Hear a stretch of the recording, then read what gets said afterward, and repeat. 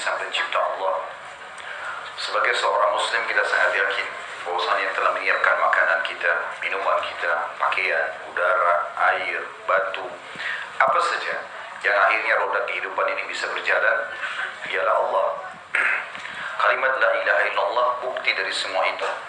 Tidak ada Tuhan, pencipta, pemilik, penguasa, semua yang di langit, semua yang di bumi, semua yang di kedalaman lautan kecuali Allah. Dan kita yakini, kita jalankan dalam kehidupan kita sehari-hari kalimat ini dan kita hidup dan mati di atasnya. Allah sebagai pencipta telah menyiapkan semua fasilitas itu dan menyuruh kita untuk menikmati dan juga berterima kasih kepadanya. Bahasa agama kita, terima kasih ini syukur. Siapa yang bersyukur dengan menikmati semua fasilitas tersebut, maka Allah akan tambah untuknya. Dan kalimat syukur ini Allah rangkumkan di satu kalimat yang mudah untuk diucapkan, yaitu Alhamdulillah. Maka jadilah orang yang selalu membasahi dan bibirnya dengan kalimat ini. Selanjutnya kita panjatkan salam hormat kita kepada utusan Sang Pencipta Allah, yaitu Nabi besar Muhammad sallallahu alaihi wasallam, yang telah membawa kepada kita hukum halal haramnya Allah sehingga kita punya panduan hidup. Dan tentu dengan harapan mengejar janji Allah, satu kali ucapan salam hormat ini dibalas oleh Allah dengan 10 kali tambahan rahmat. Melanjutkan bedah buku kita, Kiat-Kiat Hijrah dari Kemaksiatan dan Istiqamah dalam Ketaatan. Buku yang ditulis oleh Muhammad bin Abdullah Ad-Duwaish. Dan kita sudah sempat membahas pasal atau bab pertamanya. Hanya saja ingin saya titik beratkan kembali bahwasanya ada hal yang luput dari banyak orang, yaitu ibadah kepada Allah Subhanahu wa Ta'ala punya kenikmatan.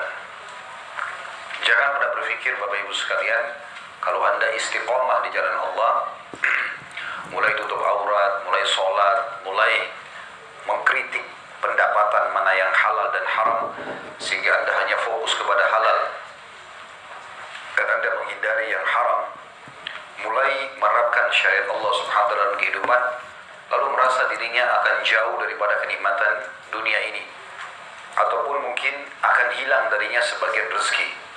Ini semua pemahaman yang keliru.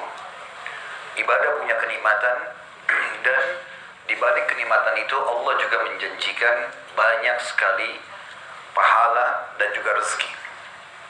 Tidak akan mungkin salah janji Allah Subhanahu wa Ta'ala. Kalau di antara Anda yang mengatakan, Ustaz, saya sudah coba hijrah menjadi orang yang diberikan dengan agama, tapi banyak proyek yang luput dari saya. Perasaan pekerjaan ini itu saya tidak bisa kerjakan karena banyak syubhat dan haramnya. Maka saya akan menjawab Bapak Ibu sekalian, sebenarnya Allah lah yang menyelamatkan Anda dari semua jenis pekerjaan tersebut. Coba keluar dari tempat-tempat yang memang syubhat atau haram ini, dan Anda fokus mencari sambil meminta petunjuk kepada Allah mana tempat dan pekerjaan yang sesuai yang Allah inginkan. Banyak sekali orang tadinya dari kemaksiatan, kemudian dia minta petunjuk kepada Allah SWT, menceritakan kepada saya pun, ternyata dia akhirnya alihkan ke travel haji dan umroh dari usaha-usaha yang haram, akhirnya bisa mengurus jemaah bolak-balik ke Mekah, dan dia merasa tenang serta digantikan oleh Allah SWT pendapatannya. Berapa banyak orang yang tadinya pendapatannya haram, lalu kemudian dari sisa-sisa uang halal dia buka restoran dan Allah berkahi, dan seterusnya. Allah Subhanahu wa Ta'ala pasti benar dengan janjinya. Allah menjanjikan orang yang beriman dan beramal saleh dalam surah At-Talaq ayat 2. Dan ini di dalam surah At-Talaq, surah nomor 65 ini, 4 ayat berturut-turut janji Allah ada di situ. Bagi orang yang bertakwa atau orang yang patuh dan coba istiqamah di atas agama Allah. Di ayat 2-nya, di akhir ayat 2 Allah mengatakan, A'udzubillahi minasyaitonirrajim, wa may yattaqillaha yaj'al lahu makhraja. Siapa yang bertakwa kepada Allah, makna takwa patuh. Allah halalkan dia nikmati, Allah haramkan dia jauhi. Allah perintahkan dia kerjakan, Allah larang dia jauhi. Maka Allah mengatakan Allah akan berikan kepadanya makhraja. Kalau teman-teman lagi umrah di Mekah atau di Madinah, di hotelnya, coba perhatikan tangga darurat. Kalau kita mau jalan lewat tangga, lift lagi mati misalnya atau terjadi kebakaran, ada tulisan dalam bahasa Arab, biasanya kalau bahasa Inggris kan exit ya. Bahasa Arabnya itu mim, kha, ra, jim. Bacanya makhraj. Kenapa digunakan kalimat itu? Karena itu tangga darurat untuk menyelamatkan dari kebakaran tadi, gitu kan? Allah menggunakan kalimat ini mengatakan, "Wa may yattaqillaha yaj'al lahu makhraja." Tidak mungkin salah. Allah mengatakan siapapun yang bertakwa pasti Allah akan berikan makhraja, solusi, jalan keluar dari permasalahannya. Kalau kita kerja di sebuah tempat haram, kita tinggalkan, Allah kasih pasti yang pekerjaan halal. Kita meninggalkan perzinahan, Allah akan kasih pasangan yang halal. Apapun yang kita tinggalkan yang buruk, kita akan dialihkan kepada yang baik. Itu janji Allah di At-Talaq ini. Dan ini diyakini oleh ribuan bahkan miliaran manusia, orang-orang beriman dari zaman Nabi SAW sampai menjelang hari kiamat nanti. Makhraj juga ini bisa diterjemahkan. Kalau orang Arab membahasakan kalau ada orang jalan di tempat yang sempit, misalnya gang, tubuhnya nggak bisa bergerak. Kemudian tiba-tiba di ujung gang itu dia temukan sebuah lapangan luas, dia bisa lari. Transisi dari tempat sempit ini ke tempat yang lapang, itu namanya makhraj. Maka Allah gunakan kalimat ini. Wa may yattaqillaha yaj'al lahu makhraja. Pasti Allah berikan kepada dia jalan keluar. Di ayat 3, yaitu ayat 2 tadi. Ayat 3-nya, janji yang kedua, wa yarzuqhu min haitsu la yahtasib. Lalu Allah sebutkan secara khusus rezeki. Dan Allah akan berikan kepadanya rezeki dari tempat yang ia tidak sangka-sangka. Enggak masuk di benaknya. Kok bisa dapat proyek ini? Kok bisa saya dapat rezeki ini? Kok bisa saya dapat panduan ini? Kok bisa saya dapat pasangan itu? Nanti akan keluar dari lisannya Bapak Ibu itu. Pada saat betul-betul kita hijrah dari keadaan yang tidak baik, baik tidak baik atau baik ini tolak ukurnya adalah pandangannya Allah ya, bukan pandangan kita. Selama itu tidak baik, maksiat kepada Allah, semua orang beriman wajib memandang itu tidak baik. Kalau dia tidak baik di mata Allah, walaupun tidak baik di mata kita, kita akan pandang itu baik. Seperti itulah. Maka otomatis Allah SWT akan berikan dia fasilitas itu. Rezeki dari tempat tidak disangka-sangka. Itu di ayat 3-nya. Di ayat 4-nya, kita cuma ambil saksi bahasan. Di akhir ayat Allah mengatakan, di ayat 4-nya, وَمَنْ يَتَّقِ اللَّهَ يَجْعَلْ مِنْ أَمْرِهِ يُسْرًا. Siapa yang bertakwa kepada Allah, Allah akan jadikan perkara-perkara urusannya yusra, mudah. Begini memahaminya, kata sebagian ulama tafsir, ayat 4 surah At-Talaq ini sangat relevan dengan ayat 2. Ayat 2 tadi kan diberikan makhraj, jalan keluar. Ayat 4 Allah bilang makhrajnya itu yusra, mudah. Contoh misal, ada orang sembuh dengan cara operasi.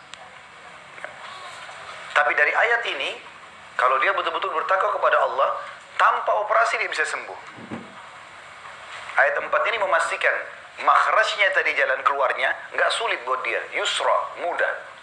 Bisa dilihat di situ di Al-Qur'annya. Kalau buka aplikasi Al-Qur'an di handphonenya, baca terjemahannya. Kalimat yusra berarti Allah gampangkan atau mudahkan. Yang dimaksud di sini adalah, lihat coba ayat 2-nya. Yang makhraja. Makhraja apa Allah di situ apa terjemahannya? Jalan keluar. Lihat nggak? Ya. Jadi ini ada relevansinya, ada hubungannya satu sama yang lain. Berarti ayat 4 ini menafsirkan ayat 2. Makhraja di ayat 2, jalan keluar. Di ayat 4-nya dikatakan yusra, mudah. Saya pernah bedah sebuah buku, judulnya itu Keajaiban Sedekah dan Istighfar. Ada orang, kejadian nyata di Saudi, udah divonis sama dokter kena kanker dan dia tidak akan pernah bisa sembuh. Dia pergi ke dokter terbaik di Amerika. Dokter pun pada saat lihat kanker ini seorang laki-laki, kalau dia ini sudah nggak bisa bertahan lama, karena ini sudah melalui kemoterapi sekian lama, nggak berhasil, sampai semua rambutnya rontok, segala macam hal, ini sudah tinggal tunggu ajal saja. Intinya begitu, secara medis. Dia ceritakan kejadian, dan ini penulis bukunya itu mengangkat kisah itu, kisah nyata. Dia pulang ke Saudi untuk pamit sama keluarganya saja. Pamit sama istri anaknya, kalau saya sudah nggak bisa bertahan lama, ini adalah terapi saya yang terakhir di Amerika. Dokter memberikan vonisnya 90% meninggal. Dia tulis wasiat segala macam, dia pulang, terus dia ke bandar lagi untuk pergi. Pengobatan terakhir, ikhtiar terakhirnya. Dia cerita di tengah jalan menuju ke bandara, ada satu orang miskin ibu-ibu duduk di pinggir jalan. Kemudian terlintas bedak dia, kesian benar orang ini, dan mungkin ini amal saya terakhir, toh saya akan divonis meninggal dunia. Dia korek kantongnya, ditemukan 3.000 real. Mungkin kalau kita 15 juta ya. Diambil semuanya, ditaruh di tangannya ibu itu. Sambil dia mengatakan, saya berharap mudah-mudahan dengan ini Allah bisa sembuhin saya. Maka dia pergi ya, ke Amerika. Tiba di Amerika, begitu dari bandara tiba, dia nggak pakai ke hotel, langsung ke rumah sakit untuk terapi.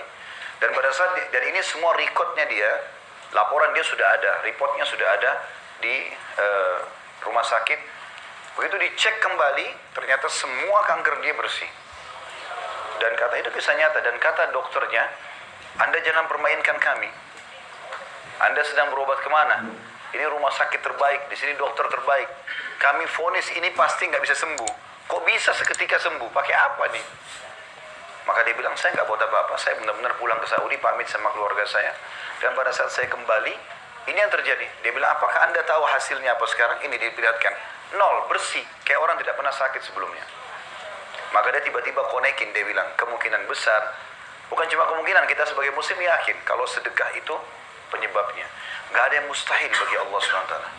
Ini sudah vonis mati, tapi memang ajal di tangan Allah, bisa hilang penyakit tanpa bekas. Nggak ada yang mustahil di sisi Allah Subhanahu wa Ta'ala.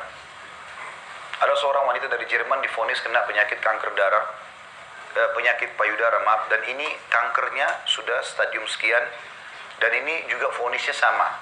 Tapi ini agak berbeda sedikit kasusnya. Dia orang Jerman muslim di sana. Terus sudah vonis dokter 2 minggu lagi umurnya. Dia bilang sama suaminya, karena mereka muslim, saya coba habiskan 2 minggu ini umur saya di Saudi saja, di Mekah. Ini sudah divonis dokter mati, dan mereka sangat yakin pasti itu akan terjadi. Berangkatlah ke Saudi, 3 hari proses visa dan tiket. Dari 14 hari, 3 hari sudah hilang, tinggal 11 hari. Begitu tiba di Mekah, cuma taruh barang di hotel, tawaf, umrah. Setelah itu, perempuan ini duduk di situ. Nangis-nangis di depan Ka'bah, mohon pengampunan kepada Allah SWT. Dia nggak minta sembuh. Dia begitu yakin kalau dia akan meninggal dunia. Sekarang coba mohon ampun saya kepada Allah nih. Berjalan 3 hari, jadi dari 11 hari itu saya sudah 3 hari waktu lewat di Mekah. Maka ada seorang wanita, marbot masjid atau pengurus masjid itu, perempuan, pakai cadar dekati dia, terus ngobrol.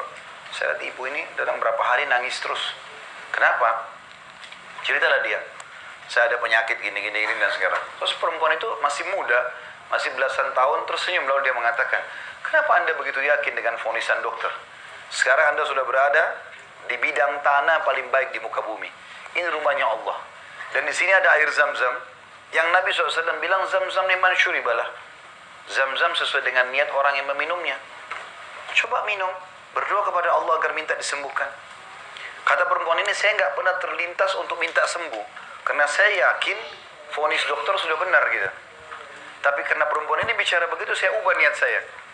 Semenjak itu, karena sekarang dari 11 hari potong 3 hari, sisanya 8 hari. Semenjak itu 5-6 hari ke depan, karena dia harus pulang menjelang waktu penentuan dokter itu, sekitar 5-6 hari ke depan dia bilang, saya tidak buat apa-apa kecuali minum Zam-Zam. Makan apa-apa pun tidak, sambil berdoa kepada Allah agar disembuhkan. Ringkas cerita, dia bilang saya pulang ke Jerman, langsung dari bandara ke rumah sakit, sama kasusnya. Begitu dokter sudah siapin tempat operasi segala macam, sebelum masuk ke ruang operasi dicek, ditemukan tidak sedikit pun tertinggal dari sel kanker itu, hilang semuanya. Minum air Zam-Zam yang selama ini kita selalu, benar nggak sih gitu kan? Atau mungkin minum sedikit, simpan aja. Ada orang umroh Zam-Zam 10 tahun yang lalu, ada di rumahnya nggak pernah disentuh-sentuh. Padahal dia manfaatnya besar. Habis ya bisa beli lagi kan sebenarnya, tapi mereka nggak paham masalah itu. Ternyata ini membuat dokter itu kaget. Dan ini kalau tidak salah satu penyebab dokter itu syahadat. Ya, dokternya dia syahadat, tadinya agama Katolik, karena melihat keajaiban ini. Dan terlalu banyak kisah-kisah yang berhubungan dengan hal-hal yang seperti ini. Jadi Allah bilang di ayat 4 At-Talaq tadi, Allah akan jadikan urusannya mudah. Di ayat 5-nya, di ayat 5 At-Talaq, tapi ini janji yang keempat, wa may yattaqillaha yukaffir anhu sayyi'atihi wa yu'dhim lahu ajra. Siapa yang bertakwa kepada Allah, dia istiqamah, dia hijrah, dia coba istiqamah, Allah akan maafkan semua kesalahannya yang lalu, dan Allah akan lipat gandakan pahalanya ke depan. Jadi apapun yang dia buat akan berlipat ganda pahalanya. Ini janji luar biasa ini dari Allah SWT. Dan dalam Al-Quran tidak kurang dari 226 ayat, ya, dari 6.000 ayat sekian, itu yang menjanjikan semua orang yang bertakwa kepada Allah diberikan solusi dan jalan keluar. Bahkan puncaknya, untuk masuk ke dalam surga, itu memang harus menjadi orang yang bertakwa. Artinya patuh kepada Allah. Allah bilang halal, dia nikmati. Allah bilang haram, dia jauhi. Dia istiqomah di situ. Bahasan kita masalah itu. Kiat-kiat hijrah agar bisa istiqomah dalam ketaatan kepada Allah dan meninggalkan kemaksiatan. Dalam surah Al-Imran, surah nomor 3, 133, Allah sebutkan masalah yang masuk surga nanti di akhirat hanya orang yang bertakwa. A'udzu billahi minasyaitonir rajim, wasari'u ila maghfiratin min rabbikum wa jannatin arduha as-samawati wal ardu iddat lil muttaqin. Al-Imran surah nomor 3, 133. Dan berlumba-lumbalah kalian kepada pengampunan Tuhan kalian. Udah, masa lalu yang dulu buruk sudah selesai, tutup sekarang. Mulai sisa umurmu dengan baik-baik, kata Allah. Berlumba-lumbalah pada pengampunan Tuhanmu, dan kejarlah surga yang luasnya seluas langit dan bumi, yang hanya dijanjikan untuk orang yang bertakwa. Berarti hanya dikasih untuk orang-orang yang bertakwa di sini. Jadi Bapak Ibu harus hapus dari benaknya, dari kamus pikirannya, bahwasanya orang kalau jadi orang baik berarti dia akan susah hidupnya, ya, dia akan dibenci orang, atau dia akan tidak dapat rezeki, tidak dapat pekerjaan. Enggak, itu enggak benar semua. Karena janji Allah pasti benar. Dan sebagai seorang muslim kita enggak boleh ragu. Makanya pernah ada sahabat datang ke masjid menemui Nabi SAW, lalu dia berkata begini, ya Rasulullah, kakak saya sakit perutnya. Kata Nabi SAW, berikan dia madu. Pokoknya si adik pulang ke rumah kasih makan madu kakaknya, dia balik lagi, ya Rasulullah belum sembuh, dia ingin segera sembuh. Rupanya dikasih madu, kakaknya masih menjerit-jerit kesakitan. Apa jawaban Nabi SAW? Sesungguhnya Allah pasti benar dan perut kakakmu yang bohong. Apa maknanya? Gak mungkin Allah salah. Allah menjanjikan dalam surah Ad-Dahl, ya, surah tentang lebah, itu Allah sebutkan bahwasanya dari perut lebah itu keluar minuman, madu itu, yang akan jadi obat bagi manusia. Dan Nabi SAW mengatakan kesembuhan pasti, tidak ada keraguan, dalam tiga hal. Yang pertama konsumsi madu, yang kedua bekam, keluarkan darah kotor dari tubuh, yang ketiga kai, menggunakan besi panas di tempat yang sakit, dikagetin lalu diangkat. Tapi Nabi bilang cuma saya melarang umatku menggunakan kai. Riwayat lain, jadikan dia pengobatan terakhir kalian. Tapi madu di sini sama bekam disebutkan. Dan kita ingin titik beratkan bagaimana Nabi SAW menanamkan keyakinan ke diri sahabat ini. Kalau belum sembuh sabar, ada prosesnya. Jangan langsung kau vonis, oh berarti madu nggak sembuhin. Loh kok bisa? Bagaimana bisa? Dan kita juga kalau sedang berobat, kita harus pahami dalam syariat kita bahwasanya orang berobat itu diikuti dengan keyakinan. Saya pernah temuin seorang dokter, atau sugestinya ya, dari Dammam di Saudi datang ke Indonesia. Dia ngobrol-ngobrol, dia ingin buka rumah sakit yang besar, dan rumah sakit ini maksud dia, ayo kita gratisin orang, apalah segala kegiatan sosial. Sambil kami ngobrol-ngobrol, sampailah kepada pengobatan. Dia bilang sebenarnya di dalam tubuh manusia itu sudah ada sistem antibodi yang sangat kuat. Kalau dokter faham, dia cuma tunggangi antibodi itu supaya bisa melawan penyakit. Dan itu yang paling kuat bukan konsumsi obat, tapi motivasi, gitu kan? Dia bilang sama pasiennya, Anda pasti sembuh. Yakin begini dan begitu, misalnya. Itu lebih kuat daripada minum obatnya sendiri. Karena dia akan berbesar hati untuk bisa semangat hidup lagi, seperti itulah. Dia bilang pernah kejadian, ada orang datang kepada saya di rumah sakit dia di Dammam. Dia bawa resep dokter dengan nama-nama dokter yang pernah dia berobat. Rupanya kata dokter ini yang sedang bicara sama saya lihat obat-obatnya bagus semua. Juga dokter-dokter yang disebut namanya dokter spesialis semua. Udah cukup gitu loh. Bahkan itu mungkin lebih pintar daripada saya. Cuma orang ini kayak penuh dengan was-was dalam dirinya. Dia bilang, Apa yang Anda mau? Dia bilang, saya mau sembuh dok. Baik, kata dia. Dia cerita sama saya sendiri ya. Dia bilang, saya masuk ke dalam, saya ambil suntik yang baru, saya isi dengan air putih biasa. Lalu kemudian saya keluar, saya bilang, saya akan suntik Anda. Kalau tidak sembuh dengan suntikan ini, Anda tidak akan sembuh selamanya. Dia bilang, saya suntik dia. 2 hari kemudian dia telepon saya, dok saya sudah sembuh. Ternyata ada was-was saja ini permasalahannya. Jadi sebenarnya kuasa Allah subhanahu wa ta'ala, Allah bisa melakukan apa saja, ya, dan itu tidak perlu diragukan. Dan Allah membukakan banyak sekali pintu-pintu kebaikan bagi orang yang bertakwa. Saran saya saja, Bapak Ibu tonton ceramah kami di YouTube, judulnya Indahnya Menjadi Seorang Mukmin. Saya kalau salah sebutkan itu ada 17 manfaat menjadi orang-orang yang istiqomah ataupun jadi orang baik. Kata penulis, karena itulah periksalah diri Anda wahai saudaraku yang mulia, dan lihatlah keadaan Anda dan hubungannya dengan perbuatan maksiat terhadap Allah Subhanahu wa taala. Apakah Anda termasuk orang yang bergembira dengan kemaksiatan, mencarinya dan berusaha mendapatkannya? Waspadalah, jangan sampai kelezatan syahwat melalaikan Anda dari pahitnya dosa, dan jangan sampai api hawa nafsu membakar atom keimanan dan kesolehan dalam hati Anda. Yang pertama Allah angkat dari hati seorang hamba yang melakukan kemaksiatan adalah kenikmatan ibadah itu. Begini maksudnya, kalau teman-teman hadir di sini bilang sama saya, Ustaz, saya kalau sholat susah sekali khusyuk, sering menghayal. Saya kalau mau zikir malas rasanya, baca Quran malas. Setiap kalau mau buat pahala, sholat malam lah dan selain malas, kayak sulit. Tapi kalau buat maksiat itu mudah. Apa yang sedang terjadi? Anda memang sedang diangkat sedang Allah angkat nikmat, ya, kenikmatan ibadah itu karena maksiat yang dibuka. Itu yang paling pertama Allah angkat. Jadi Allah nggak langsung butain matanya orang bermaksiat, Allah misalnya patahin kakinya, bisa saja Allah lakukan. Allah buat dia keluar ditabrak mati, bisa saja. Tapi Allah maha penyayang dengan hamba-hambanya, Allah berikan tahapan. Cuma tahap pertama ini berat sekali. Maksudnya adalah kalau orang buat dosa akan diangkat kenikmatan ibadah darinya.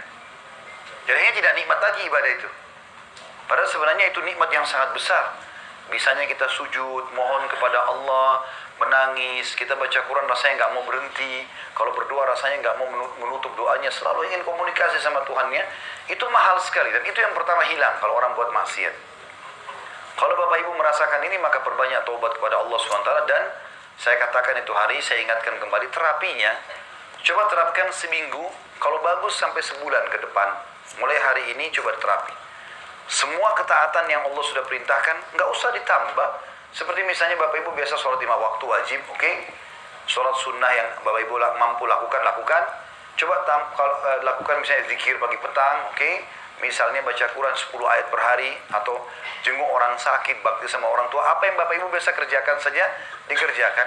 Tapi sisi yang lain, Bapak Ibu lebih tahu masing-masing dosa apa yang sedang Anda lakukan. Tutup kerannya. Jangan lakukan lagi dosa itu. Biarkan ketaatan ini terus naik, dan ini tertutup. Nanti di sini akan ada kehusyuannya. Akan muncul nanti perasaan nyaman sholat itu, nyaman baca Quran itu, dan seterusnya karena dosanya sudah tertutup. Kalau ini masih dibuka dan masih berimbang, maka tidak ada kenikmatan ibadah, tidak ada kenikmatan juga berbuat dosa itu. Ya. Saya kasih contoh tuh hari kalau masih ingat. Kalau ada orang menggabungkan ini, misal dia mabuk, tapi dia juga jaga sholat. Dia mabuk jam 2 malam, jam 4 subuh, azan subuh misalnya. Sambil mabuk, sambil nggak enak dia. Ini saya mau mabuk, tapi sebentar azan subuh. Jadi mabuknya nggak enak, karena dia mau gabung dua-duanya. Nggak bisa ketemu, seperti minyak sama air. Dia pakai jilbab atau pakai cadar, tapi masih mau pacaran misalnya. Atau laki-lakinya sudah mulai masuk masjid, sudah mulai baik, tapi pacaran. Dia serba salah. Mau gandengan nggak enak, mau jalan sama-sama nggak enak, ketakutan sana sini. Karena dia mau gabungin keduanya, nggak bisa ketemu ini. Bapak Ibu harus menjadi orang baik sekalian, supaya rasakan kenikmatannya ibadah itu. Atau jadi orang buruk sekalian, tapi ini bahaya, ujungnya neraka. Jangan berada di tengah-tengah.